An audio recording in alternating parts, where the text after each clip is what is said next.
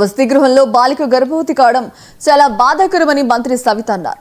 ఈ ఘట్టం మీద విచారణకు ఆదేశించామని చెప్పారు. ఇక పరిశ్రమల ఉపాధి కల్పన కార్యక్రమంలో ఆమె మాట్లాడారు.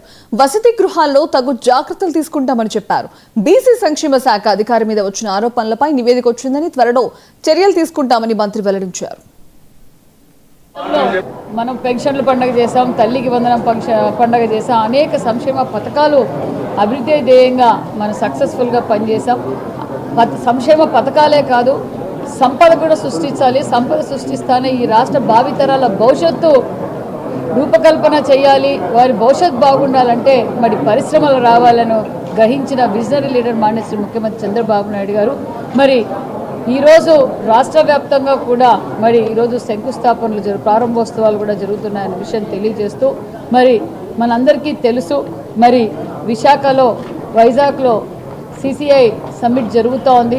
14-15 తారీఖుల మరి MOUలు జరుగుతున్నాయనే విషయం కూడా తెలియజేస్తూ సుమారుగా 410 కంపెనీలు, అదేవిధంగా పెట్టుబడులు సుమారుగా 10 లక్షల కోట్లతో పెట్టుబడులు పెడుతున్నారన్న విషయం కూడా తెలియజేస్తూ మరి ఈరోజు మరి అందులో భాగమైన కొన్ని ఇండస్ట్రీస్ ఈరోజు శంకుస్థాపన పనులు కూడా మొదలైనవి.